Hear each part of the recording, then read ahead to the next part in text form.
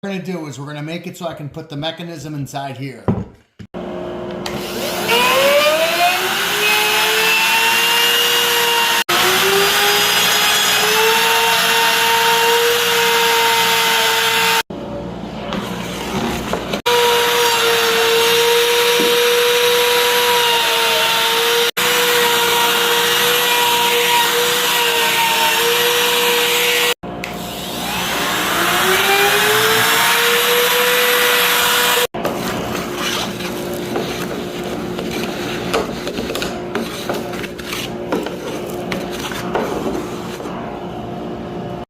Okay, so this is done. This is the depth I was looking for.